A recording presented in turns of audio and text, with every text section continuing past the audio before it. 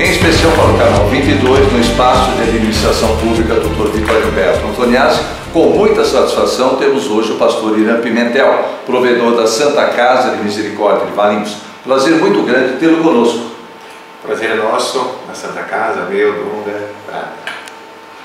Pastor Irã, é um prazer estar aqui, principalmente para falar das boas coisas que o Senhor e sua mesa diretiva têm feito pela Santa Casa. Obrigado.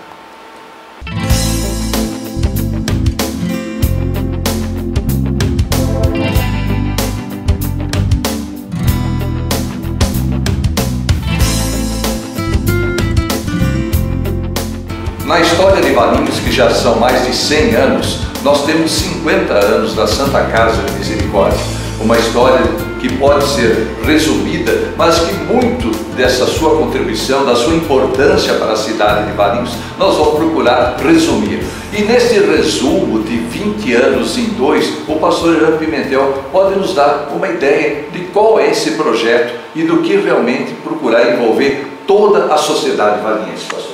Sim, Dunga, em Prata, na verdade, nesses 20 anos em 2, primeiro nós procuramos definir a estrutura do hospital, a composição do hospital, aquilo que é responsabilidade da administração, o que é responsabilidade do poder público e o que é responsabilidade da sociedade. Muito bem.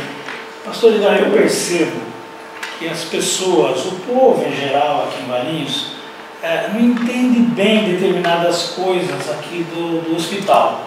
Então eu queria que o senhor definisse, para esclarecer inclusive para o nosso povo, o que é um hospital filantrópico? Muito bom, boa pergunta.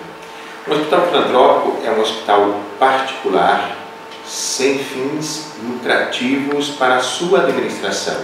Ele tem que ter superávit, porque senão ele não consegue se manter. E este hospital particular, que não distribui lucro para os seus diretores, nós somos 19 diretores, trabalhando gratuitamente. Muita gente não sabe disso. Voluntariamente. Voluntariamente, profissionalmente e 8, 9, 10 horas por dia. Este hospital ele é composto por 3 áreas de responsabilidade. Primeiro, a administração.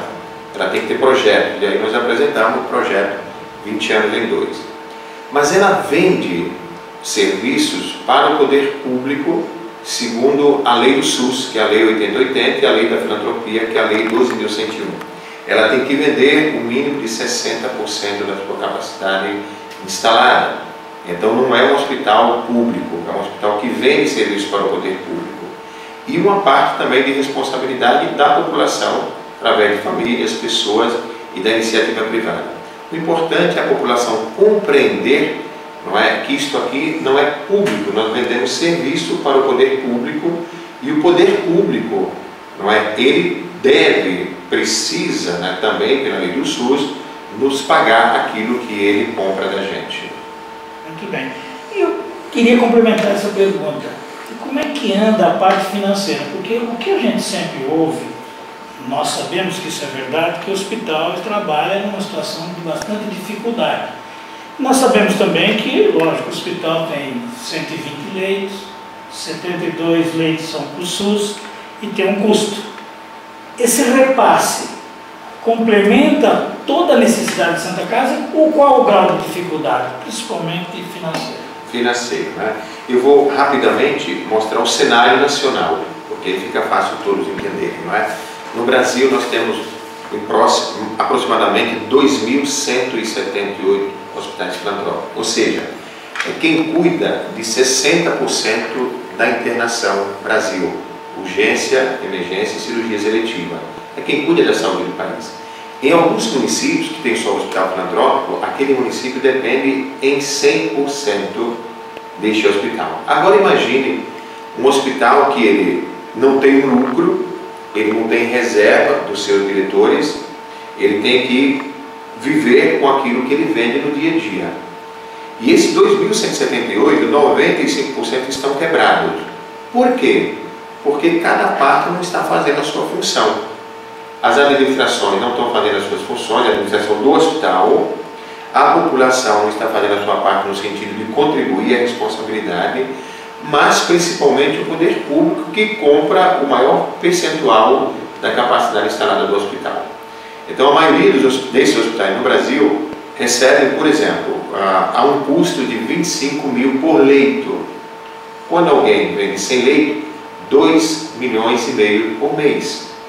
Normalmente esses hospitais recebem 300, 400 mil, 500 mil, 600 mil. Como vai sobreviver? Nós, quando iniciamos aqui o trabalho com a Santa Casa, nós recebíamos apenas 189 mil, quando o nosso custo com o município é de cerca de 1,6 milhão, 1,7 milhão. Ou seja, 72 leitos a 25 mil reais por custo leito mês.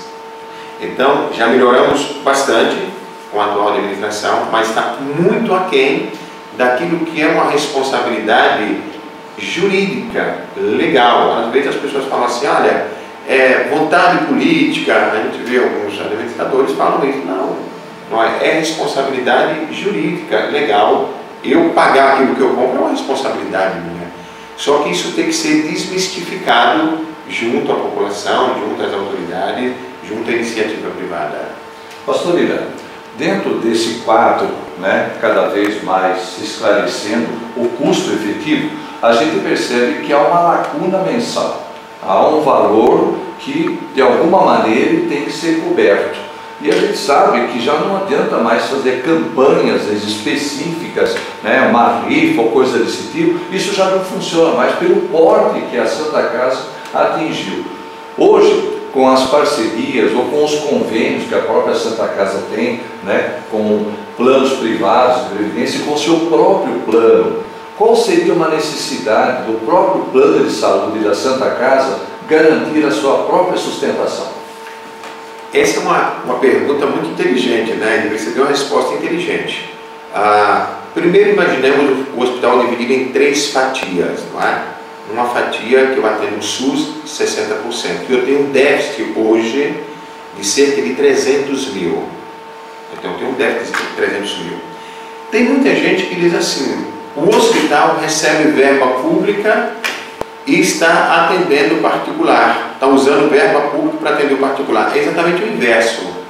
Com os 40% que eu fiquei, no hospital para atender a iniciativa privada através de operadoras de plano, essas operadoras dão um certo lucro. E este lucro é o que está suprindo parte desse déficit daquilo que eu vendo para o poder público. O plano de saúde, muita gente pensa que o plano resolve o problema do hospital. Não, o plano de saúde de Santa Casa, ele é uma das 40 operadoras de plano de saúde. Ou seja, está dentro desses 40% de plano particular. Então, como é que o hospital ele vai ser suprido? Se esses 40% pagarem os serviços que compram, eles estão pagando. Se o poder público pagar aquilo que deve pagar, e não está pagando ainda aquilo que deve ser pago, e a iniciativa privada, famílias, pessoas, contribuírem com um custo permanente da ordem de 10%, mais ou menos, do custo do hospital. Essas 3 partes têm que fazer a lição de casa. Hoje, apenas os 40 planos estão fazendo a lição de casa. Estamos trabalhando com a população e também com o município para fazer a lição de casa. Por quê? Eu falei uma resposta inteligente. Um leito, se ele está desocupado, ele tem praticamente o mesmo custo do leito ocupado, o leito clínico. Por quê? Porque ele tem que estar higienizado, com a cama, ele tem que estar com a alimentação pronta, o médico está recebendo plantão por isso, ele está lá na frente. Então tem gente que pensa assim, se não utilizar o leito, não tem um custo. Não, o custo é permanente.